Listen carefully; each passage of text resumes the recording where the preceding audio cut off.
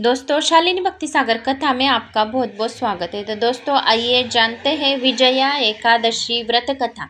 कोई चैनल पर नया आया होगा, लाल बटन पर सब्सक्राइब कर लीजिए, ऑल पे क्लिक कीजिए, ज़्यादा से ज़्यादा लोगों को शेयर कीजिए। आप कहाँ से मेरा यह वीडियो सुन रहे हैं, अपनी गाँव की कमेंट्स या ओम नमो भगवते वासुदेवाय नमः इस मंत्र का कमेंट्स बॉक्स में जाप अवश्य लिखिए। तो आइए जानते हैं विजया एकादशी व्रत कथा।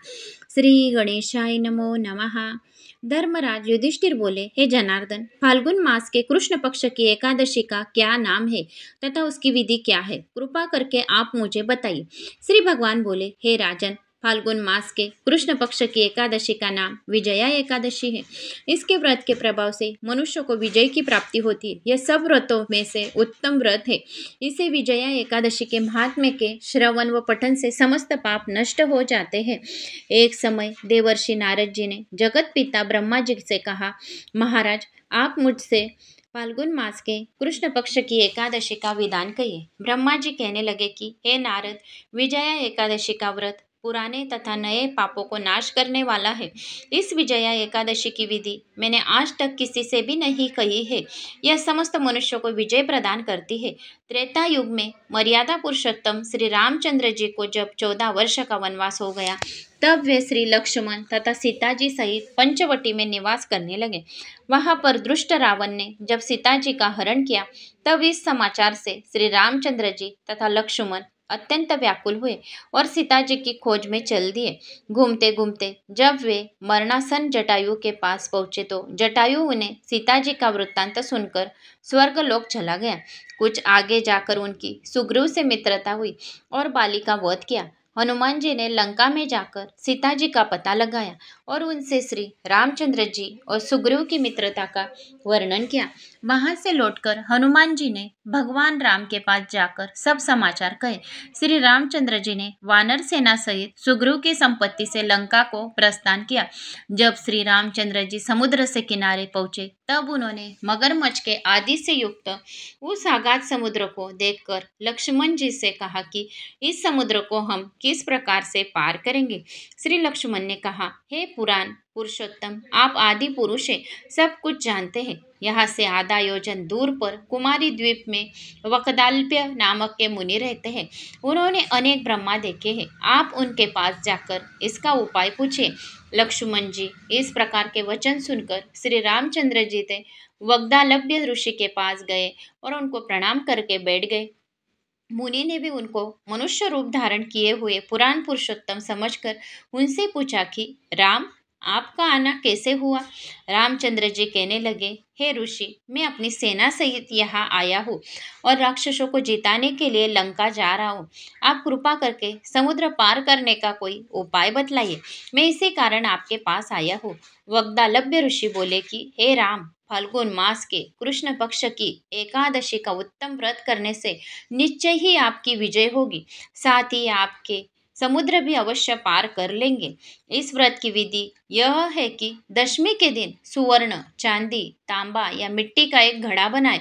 उस घड़े को जल से भरकर तथा 5 पल्लव रख दे, वेदिका पर स्थापित करें। उस घड़े के नीचे सतनाजी और ऊपर जो रखें, उस पर श्री नारायण भगवान की सुवर्ण की मूर्ति स्थापित करें। एकादशी के दिन स्नानादि से निवृत्त होकर धूप, दीप, नैवेद्य, नारियल आदि से भगवान की पूजा करें। तत्पश्चात घड़े के सामने बैठकर दिन व्यतीत करें और रात्रि को भी उसी प्रकार बैठे रहकर जागरण करें। द्वादशी के दिन नित्य नियम से निवृत्त होकर उससे घड़े को ब्राह्मण को दे दे। हे राम, यदि तुम भी इस व्रत को सेनापतियों सहित करोगे तो तुम्हारी विजय अवश्य होगी। श्री रामचंद्र जी ने ऋषि के कथनानुसार इस व्रत को किया। इसके प्रभाव से दैत्यों पर विजय पाई। अंत है राजन, जो कोई मनुष्य विधि पूर्वक इस व्रत को करता है, दोनों लोकों में उसकी अवश्य विजय होती है। श्री ब्रह्मा जी ने नारद जी से कहा था कि हे पुत्र, जो कोई इस व्रत के महात्म्य को सुनता है, पढ़ता है, लिखता है, उसको वाजपेय यज्ञ के फल की प्राप्ति होती है। तो यह विजया नामक एकादशी की व्रत कथा थी दोस्तों, जो मैंने आपको श्रवण पठन कराया।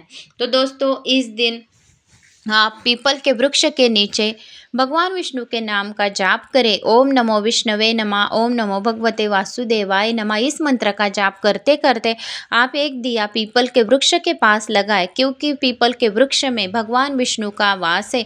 और जो कोई पीपल के वृक्ष के नीचे दिया लगाता है एकादशी के दिन, तो महालक्ष्मी उनके पीछे पीछे उनके घर पर आती है। इस दिन तुलसी के पूजन का बहुत महत्व है। तुलसी में जल अर्पित नहीं करना है, लेकिन दिया आपको तुलसी के पास ओम नमो भगवते वासुदेवाय नमः इस मंत्र का जाप करते करते लगाना है, ताकि कि माँ लक्ष्मी हमारे घर पर उनका आशीर्वाद हमेशा हमेशा के लिए रहे।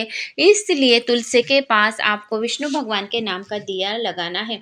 इस दिन विष्णु सहस्त्र नाम का जाप करें। दिन भर किसी की चुगली या निंदा नहीं करनी है। और ओम नमो विष्णवे नमः, ओम नमो विष्णवे नमः इस मंत्र का जाप करें। और दूध और शक्कर का नैवेद्य दे, केले अर्पित करें भगवान शिव को।